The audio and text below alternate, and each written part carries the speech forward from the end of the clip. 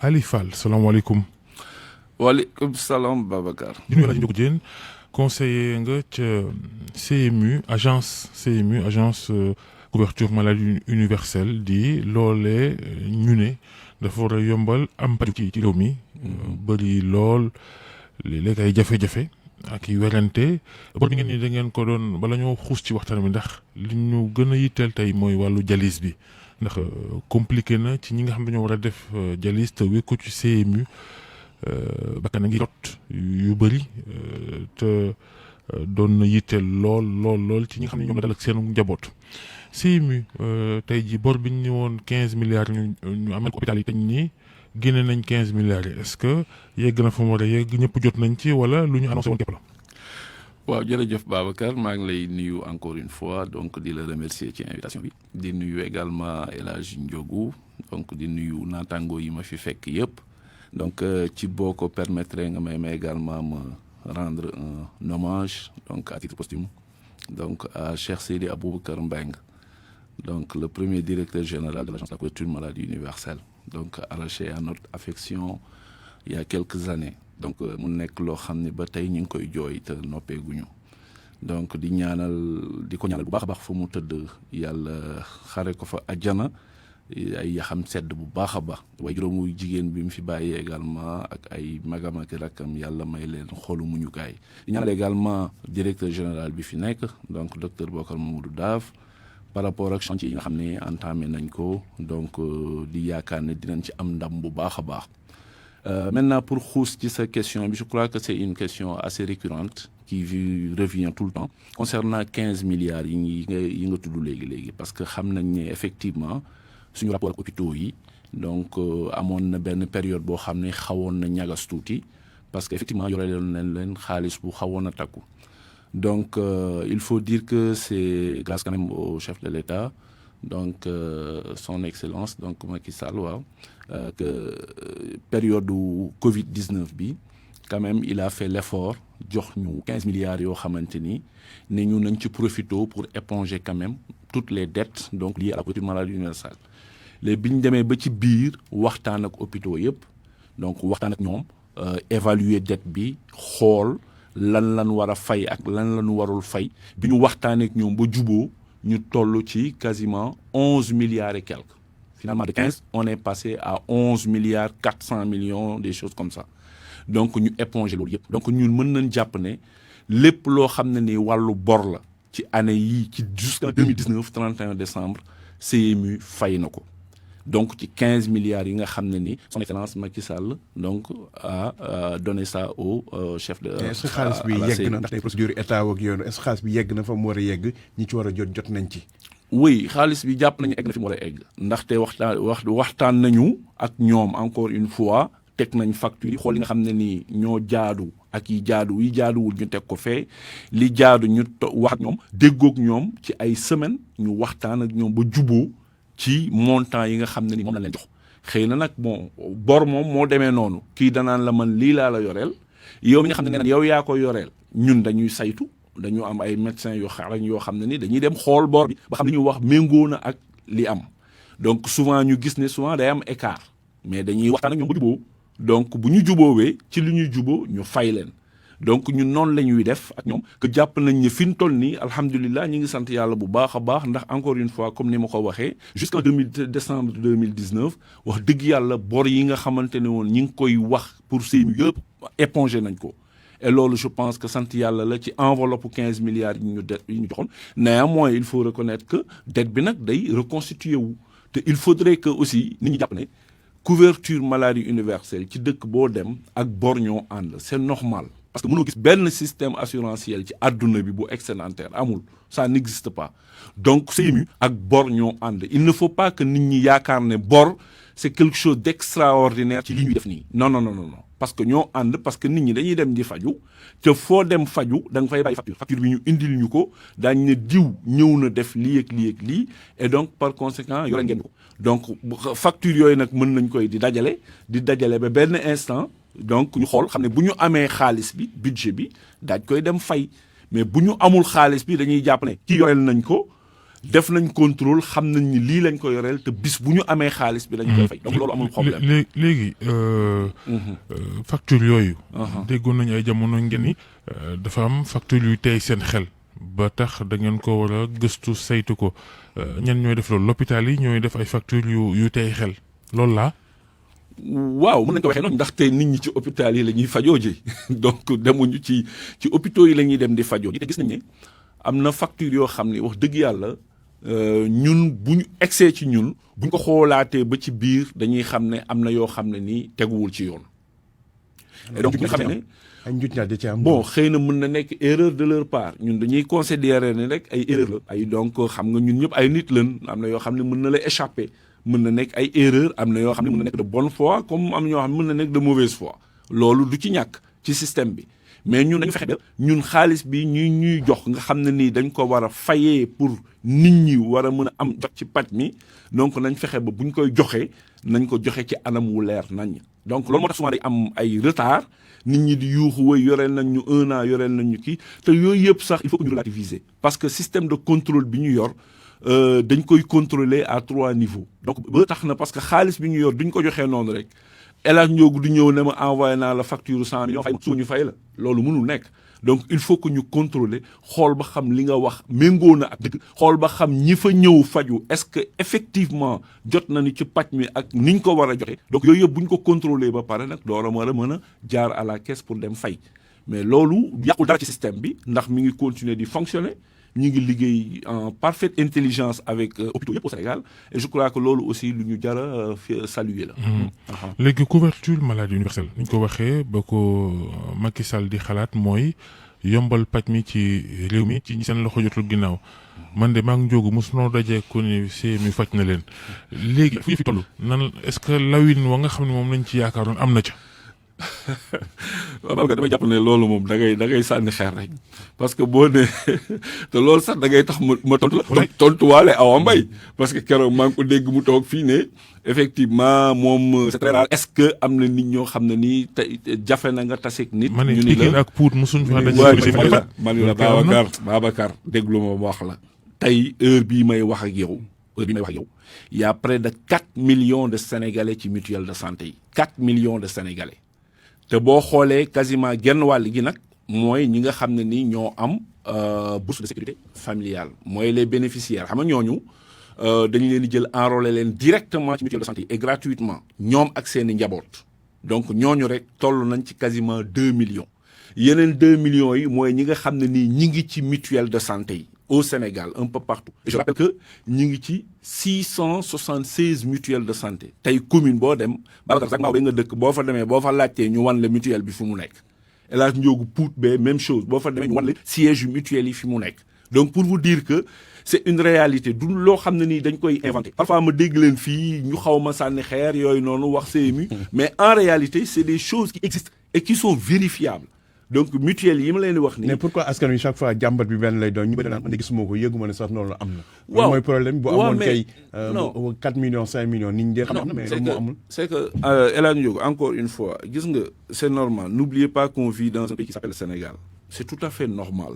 tey ba tey jii nii may wax ak yow am na ñoo xam ne ni coronavirus bi mi ngi rey ay millions ngi nit boo génnee ba tey am ñu ne la ñoom gëmuñu ko c'est normal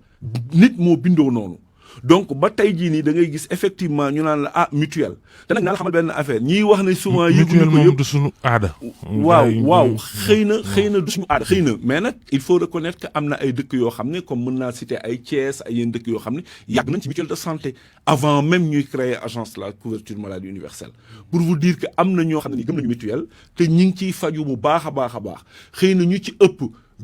xam nañ ne mutuelle am na mais xëy na gëmuñu ko au fait parce que ñoom dañ naan kenn du gàngu feebar et comme ñoom kenn du gàngu feebar ci ñoom kenn bëggul xam sax fu mutuelle nekk mais en réalité li ngeen di wax ni képp ku ci feebar bëgg a xam fu mutuelle bi nekk pour vous dire que nit ñi xëy na xam nañ ni mutuelle am na mais balaa mu leen a intéressé ñu feebar d'abord. bu ñu feebaree bu fàttali ni bala ngaa mën a am pajum CMU. faaw nga bokk ci mutuelle noonu la. waaw xam nga CMU dafa am ñaari pàcc. dafa am lu ñuy wax assurance maladie am lu ñuy wax assistance médicale assurance maladie mooy ñi nga xam ne mooy ñi ñu enrôlé ci mutuelle de santé yi ñuy cotiser ñuy natt at mu ne ñu cotiser juróom-ñaari téeméer mooy 3500 état bi nattal leen 3500 autres muy 7000 francs c'est sur la base de ces 7000 francs que la ñuy am un paquet de soins défini. Alors ñi si des ñi nga xam ne nekkuñu ci mutuelle yi xam ngeen ne xale yi amagul juróomi at donc dañuy am gratuité des soins au niveau des postes et des centres de santé. Donc ak mag ñi nga xam ne am nañ 60 ans jëm kaw juróom-benn fukki at ak lu topp.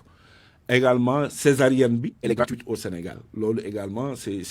l'une des initiatives de gratuité ak ñi nga xam ne ñooy def dialyse. Et pour vous rappeler que depuis 2015 ba léegi bi ñu créé agence bi ak léegi juróomi at état bi dugal na lu mat 56 milliards ci initiative de gratuité yëpp. Donc c'est pour vous dire que nit ñi ngi dem di am ay soins et gratuitement surtout ñi may wax ni ñi nga xam ne ñoom ñoo am droit ci initiative de gratuité yi ñi nga xam ne nag amuñu ci droit ñooñu ñu li encouragé ñu dugg ci mutuelle de santé yi te bu ñu duggee ci mutuelle yi gis na ni elles sont très dynamiques. yéen a ngi sëf mutuelle yi waaye ñoom it bëgg nañ ku leen jàppale am ay subvention ñoom seen itam may leen doole ñu mën a sàlloo li ñu leen wékk yëpp. waaw loolu dëgg la mais également il faut reconnaître que agence bi mi ngi ciy def kéemtalaay kàttanam ndax mutuelle yi xëy na ni ñu baree noonu il faut quand même ñu reconnaître que ni du yëpp ñooy fonctionner bu baax comme ni ñu ko bëggee. mutuelle yi am na liggéey boo xam ne xëy na aussi da leen war communication de proximité bi ñu war a def pour nit ñi xam bu baax a baax mutuelle bi fi mu nekk pour ñëw ci ñoom. C'est vrai que yooyu yëpp ils disent que loolu dafa laaj ay moyens te je crois que li agence bi warloo ñoom ñu ngi koy def agence bu ko deful rek c'est parce que dafa amul moyens yi mu ko defee mais saa yu ñu amee xaalis agence bi da leen di jox seeni subvention profiter ci régler également l'ardoise concernant les initiatives de gratuité côté boobu amul ci benn problème ñu ne mutuelle yi ñooy liggéey tous les jours et je crois que ñi am ay problème ñi ngi fexe jàppale leen pour ñu gën a taxawaat. Mais mutuelle yi c'est pas agence moo leen di dooleel en réalité ñiy dugg ci mutuelle de santé yi ñoo leen war a dooleel te loolu moo tax à chaque fois ñuy invité nit ñi ñuy ñëw ci mutuelle de santé yi parce que li ñuy def nii c'est pour ñoom la te damay fàttali également ne ñun xëy na sénégalais ñoo xeeb li ñuy def nii ñu bëri dañ naan oui li ngeen di def nii mais le Sénégal est une école même boo xoolee dans la sous-région am na ñoo xam ne ba tey dañuy ñëw fii di xool li ñuy def di ñu féliciter daan ne en si peu de temps noo leen mën a defee ay résultats yi ñu toll. Donc xëy na sénégalais yi ñoo ko xeeb mais ñun xeebuñu ko xam nañ ne ñu ngi def ay efforts yu baax mutuelles yi ñi xam ne am na ci doole ñu ngi liggéey comme ni mu waree ñu ngi recruter ay nit et ñuy encourager encore une fois sénégalais yi dugg ci mutuelles yi parce que encore une fois balaa ñuy xam njëriñ bi rek ñaata la toll yaa ngi wax ay 4 millions de personnes. xam nga tey boo xoolee taux de couverture maladie universelle au Sénégal tout régime confondu ñu ngi ci quasiment 49,6% maanaam jege na 50%. te ñi nekk ci mutuelles yi rek comme li ma la wax nii. néew na trop par rapport ak li ngeen nattoon. waaw donc li may wax Ndiogou ma ni boo xoolee ñi nga xam ne sénégalais yi ñoo nekk ci mutuelles yi ñi nekk ci mutuelles yi boo koy natt day toll ci 23,22%.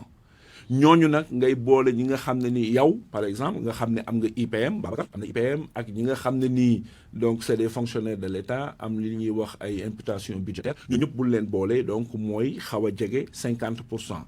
xëy na néew na waaw mais nag jàpp nañ ne ñun def nañ ci ay efforts yu am solo ndax quand même ci at yu néew nga réaliser lii ñun pour ñun prouesse la maanaam ndamoowuñ ko. mais juróomi at 49% aussi. waaw bu taxu ko demee noonu tam. waaw xëy na taxu ko demee noonu. mais li ñu def duñ ko xeeb de ñun encore une fois ñun xam nañ ni def nañ ay jéego yu am solo. te yaakaar naa ne chantier yii nga xam ne ñi ngi ci actuellement parce que dañu fexe gën a bëgg dooleel mutuelle yi te xam nga pour dooleel mutuelle yi il faut nga boole leen parce que tey boo xoolee am na mutuelle yoo xam ne on peut les appeler des micro mutuelles ay mutuelles yu ndaw. yu jege xëy na bu ñu leen boole ñu gën a am doole nit ñi gën a dugg ci mutuelle yi dinañ dem ba effectivement objectif 75% ñu atteindre ko. léegi yitte gi nga xam ne nag fi ñu toll nii mooy coow ci dëkk bi mooy ñi bëgg a def dialyse te CMU war leen a gàddu produit yi ñi defee dialyse sax faf moo manqué loola moom lu ci seen wàll ak lu ci wàllu ñeneen ñi. waaw Babacar yaa ngi wax sujet bu am solo ma ciy profité rek di massawu ñi nga xam ne ñooy hémodialysé yi di leen jaale également ñi nga xam ne jot nañ ci génn àdduna ci ñi ci gën a siiw ku mel ni donc Amadou Diallo ñu xam ko bu baax a baax mu nekkoon un militant engagé donc ma koy jaale aussi njabootam di ko jaale association des dialysés yëpp ak waa Achir ak ñoom ñëpp nga xam ne perte nañ ci ay membres mu nekk nag lu métti wàllu dialyse bi comme ni nga ko waxee xëy na am na ay xat-xat am na ay difficultés mais damay wax rek ne xëy na amul rupture comme ni ñu koy waxee nii ne amul ay je pense que la dernière fois d'ailleurs le ministre de la santé Abdoulaye Diouf Sarr wax na ko nee na effectivement les kits sont disponibles PNA ñu ngi distribuer les kits donc rupture amu ci xëy na dafa amoon tension effectivement mais tout est rentré dans l'ordre li ñu xëy na dialysés yi les hémodialysés li ñuy ragal mooy diggante CMU ak PNA xëy na difficulté bon du ma ne sax difficulté mais rapport yi ñu am ñoom dañuy ragal mu am conséquence ci ñoom ndaxte tey bu ma leen waxee ne marché bi nga xamante ni lancé nañ ko dernièrement en 2019 pour le moment CMU daf ne marché boobu nga xam ne ni joxe nañ ko pour ñi nga xam ne ñoo war a indi kit yi mu nekk ñeenti fournisseur kit yooyu déjà ñun dañ jàpp ne dafa cher parce que CMU n'oubliez pas que moom mooy fay moom mooy jënd kit yi pour ñi nga xam ne nii dañuy dialyser bu jëndee kit yi ba pare hôpital bu ñu dem public def fa dialyse séance bi dañ koy fay encore 10 000 francs. kit bi lu muy jar ak ñaata ngeen ci soxla. kit bi ñun ñu ngi koy jaayee quasiment 48 000 francs la ko PNA di jaayee. ngeen soxla ci ñaata. non xëy na xayma bi mënuma la wax ne ñaata lañ ci soxla mais daal jàpp nañ ne ñoom saa yu ñu defee seen marché bu ñu ñëwee dañ ñuy jaay kit yëpp ñu jënd ko 47 000 francs par kit wala 48 000 ça dépend léegi plus 10 000 francs yi ma la wax pour acte hémodialyse yi acte bu ci nekk ñu fay ci 10 000 francs bu ko defee loolu te li ma leen di fàttali mooy ñu néew lañ maanaam c'est pour juste 600 personnes tey instant yi may wax ak yéen liste d'attente bi ñi nga xam ne ñi ngi xaar pour ñu jël leen donc toll nañ ci quasiment 1000 parce qu'ils sont à 989 personnes yu toog di xaar pour ñu jël leen donc ci liste d'attente bi alors ñoo nekk ci liste d'attente bi pour ñu jël leen donc gratuitement xam nga li ma la donc ñun ñi ngi fexe ba non seulement ñu waxtaan ak ñi nga xam ne ñoo fi indi kit yi waxtaan ak PNA pour que ñu wàññi kitu dialyse yi parce que c'est trop cher. ñaata la leen dikkee. mi ngi ñuy moom li ma lay wax nii mi ngi ñuy dikkee quasiment bu ci nekk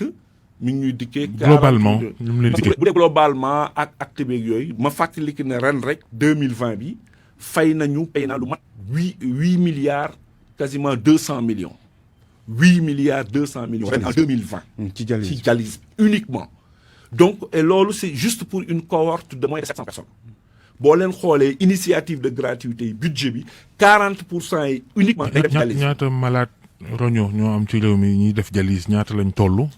tey boo koy xool bari nañu am na spécialiste yi am na ñu naan 20 000 personnes am na ñu wax moins que ça am na ñu wax plus que ça parce que xëy na nombre bi kenn mënu ko xam exactement mais li ñu jàpp mooy ñiy def dialyse ci dëkk bi bari na mais il faut saluer également dynamique u état bi parce que aussi boo leen xoolee fan yi yëpp ñu ngi tijji ay centre de dialyse. centre de dialyse yi léegi quasiment dëkk boo dem am na fa côté offre bi aussi il faut vraiment saluer l'effort de l'État te année bii rek 2021 bi ñuy dugg bu ñu deful ndànk dinañ am encore 100 générateurs mooy machines yi nga xam ne nii dañ koy indi pour donc defal ko ñi dialyse. mais ci côté boobu est-ce que yéen a ngi waxtaan ak waa PNA xool ba xam na ngeen di jubóowee ba nga xamante ne mbir yi du diis ci yéen ñoom tamit du metti ci ñoom tam. non ñi ngi waxtaan ak ñoom xëy na sax mën nañ ne sax xulu amul. tey jii rek may wax ak yow ci kanam tuuti am nañ rencontre boo xam ne ñun ak ñoom ak l'ensemble des acteurs tey ak suba dañuy waxtaan xool nu ñu wàññee kitu dialyse yi. parce que nag bëgg nañ ñun agence CMU pour que ñu natt suñu performance mooy ci nombre de personnes bi ñuy couvrir